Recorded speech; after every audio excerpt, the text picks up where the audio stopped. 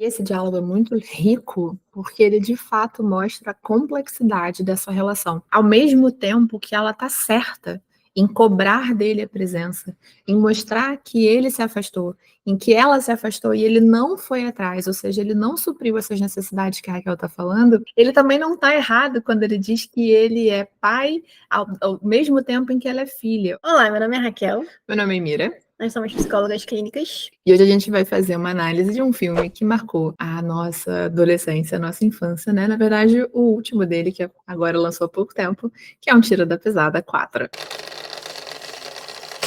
Sessão da tarde, filhos. Total.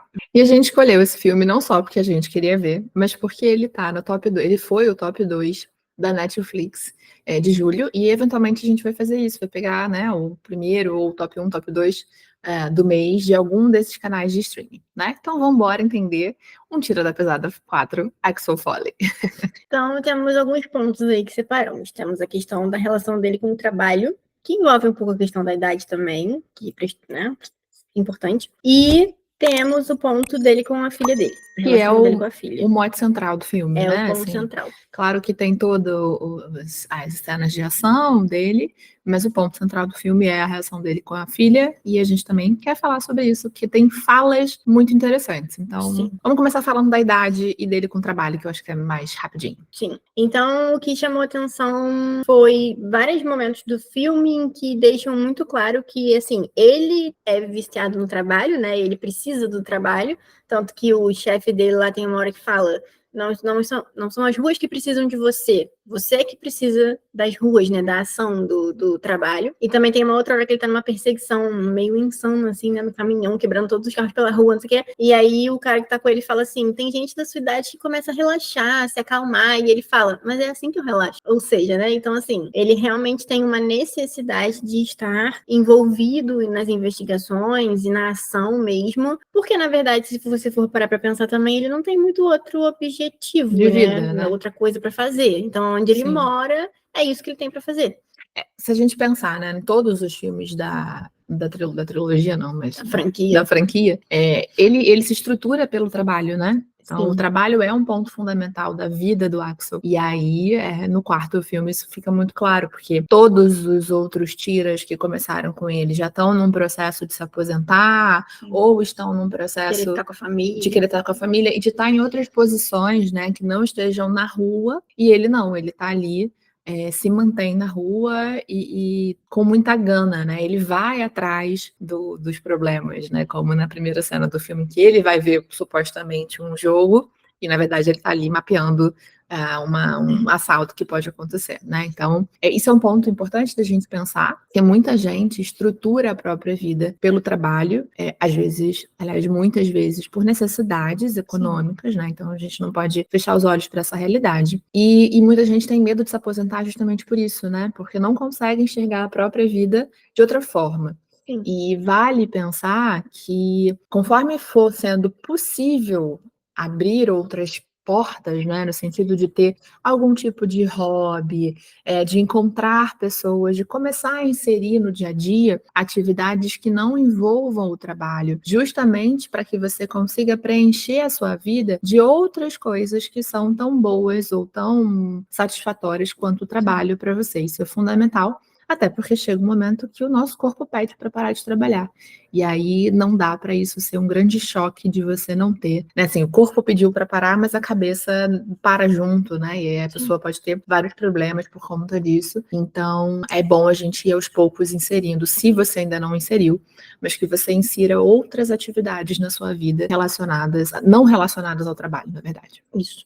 Até porque a aposentadoria não é férias, né? A gente tem uma ideia de que, eu não vejo a hora de me aposentar. Mas a gente não vai ficar viajando a aposentadoria inteira, indo pro shopping todo dia, passeando toda hora. A aposentadoria é a nossa vida. Sim. É uma rotina nova, é um contexto novo. Então, isso é muito importante. E quanto mais você consegue preencher a sua vida antes disso, mais fácil vai ser esse processo de se aposentar. Isso. E aí, pegando esse gancho, então, né, da passagem do tempo, da questão da idade, a gente percebeu que o filme fez questão também de, talvez um pouco sutilmente, porque não é o foco do filme, né, mostrar que ele vai respeitando as limitações dele em relação à idade, ou pelo menos, dentro do possível, aquelas que ele consegue.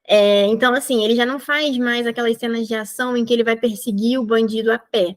Ele persegue no caminhão, ele persegue no carrinho de golfe, ele pega um carro, ele pega o carro, né, de uma pessoa lá, rouba o carro para poder perseguir. Ele não fica dando pulos absurdos. Quando ele vai pular, você vê que tem uma certa dificuldade, uma lentidão um pouco maior, mas ele faz. Então, o filme vai mostrando realmente essas limitações que começam a surgir por uma questão da idade.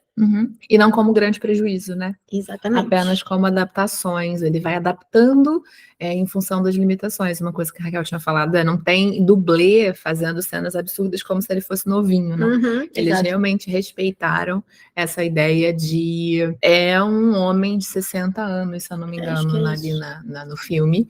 E aí vão ter cenas de ações próprias para um corpo de 60 anos. Exatamente. Já mostraram também, assim, né, ao meu ver, isso é uma percepção minha, mas nem todo mundo vai concordar, talvez, uma certa lentidão nos reflexos, assim, quem dá os tiros certeiros do filme não é ele, é o outro cara que eu esqueci o nome agora do ator, o namorado da filha. Então, ele que dá os tiros mais e a própria filha também. E a própria filha, então já tem uma lentidão, assim, nesse sentido. E por que isso é importante? Porque às vezes a gente tem algumas pessoas que vão envelhecendo e se recusam a admitir isso, né? Se recusam a admitir que essas limitações vão aparecer, porque acham que, eu tô ficando velha, então eu tenho que parar de fazer tudo, eu não vou poder fazer mais nada. Não, mas é uma questão de fato de respeitar, né? Aqui tem um exemplo próximo. A avó do Vinícius, ela é muito ativa, ela tem 90 e poucos anos. E assim, ano passado ela tava fazendo trilha, tava fazendo aula de judô, faz aula de dança, um monte de coisa.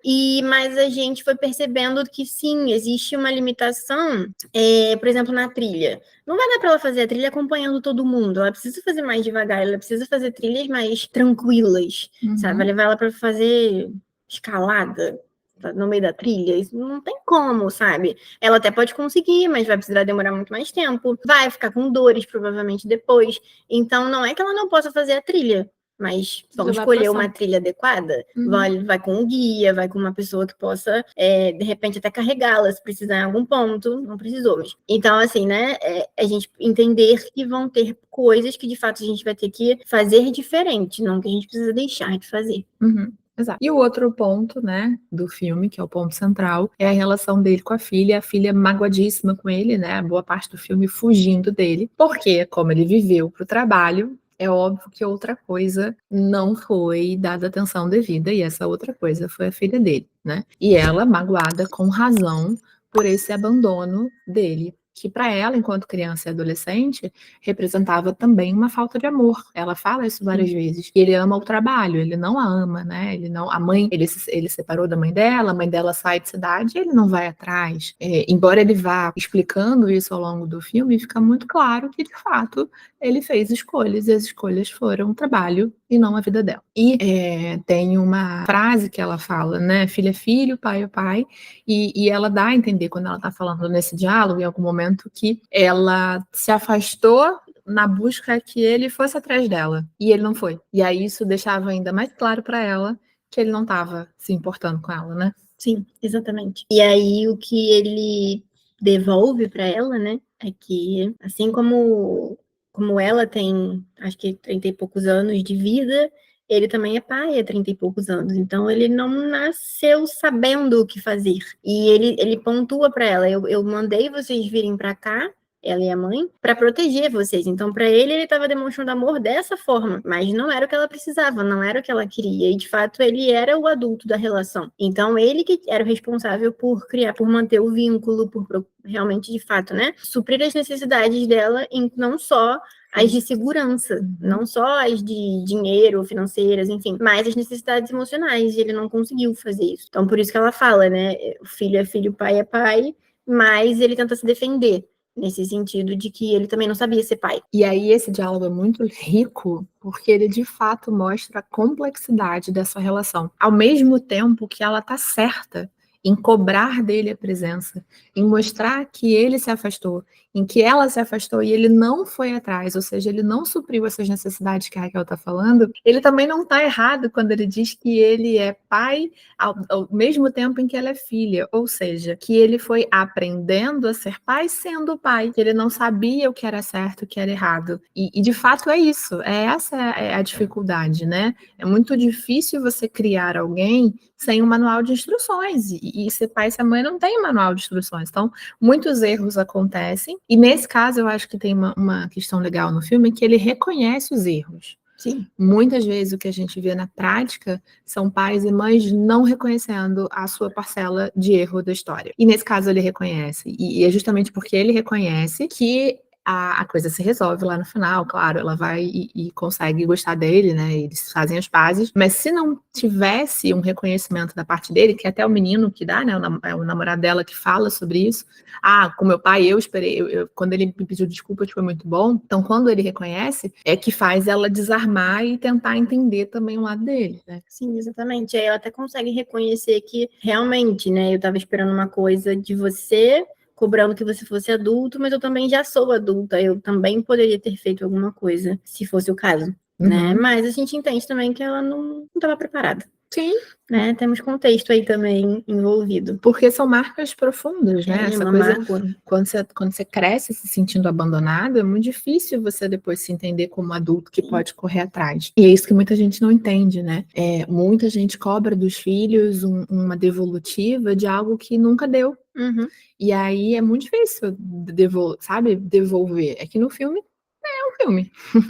Então as coisas ali se apresentam de uma forma mais simples, mas na vida real isso é muito complicado. E essa questão também de sempre cobrar é muito difícil, né? Não é porque é filho que tem que sempre manifestar as coisas de uma forma, né, incondicionalmente. Não existe amor incondicional nesse sentido, né? Amor é uma relação, é um sentimento que precisa de nutrição. As duas partes precisam estar ali agindo para que aquele sentimento se permaneça, né? Se uma das partes não está contribuindo adequadamente, esse sentimento ele vai perdendo força e vai ficando cada vez mais complicado de se manter. E a última coisa relacionada a isso é como também, muitas vezes, a gente tem comportamentos que não deixam claro o que a gente quer. E isso é muito comum, principalmente em adolescentes, né? Adolescentes, muitas vezes, que têm comportamentos mais desafiadores, mais agressivos, a grande parte do tempo eles só querem afeto e não sabem como pedir esse afeto. Sim, é verdade, é verdade. E é o que ela fez, né? Ela se afastou para que ele fosse atrás, ele não entendeu e ele acabou não indo. Então, são sutilezas. Quando a gente é adulto, principalmente, a gente sempre fala, né? Seja claro, explique o seu comportamento, explique as suas expectativas, explique o que você quer. Mas é muito difícil criança e adolescente conseguir fazer isso. Embora os adultos envolvidos também possam ajudar nesse caminho de não fazer comportamentos que requerem do outro muita interpretação, que o outro pode interpretar diferente. Então, quanto mais claro, quanto mais explicado, quanto mais óbvio for a coisa, melhor para as relações. Sim, exatamente. E só um parêntese aqui, se você se encontra numa situação semelhante, em que talvez você não se sinta muito próximo de alguém da sua família, lembre-se que a Emira falou, mas eu vou reforçar,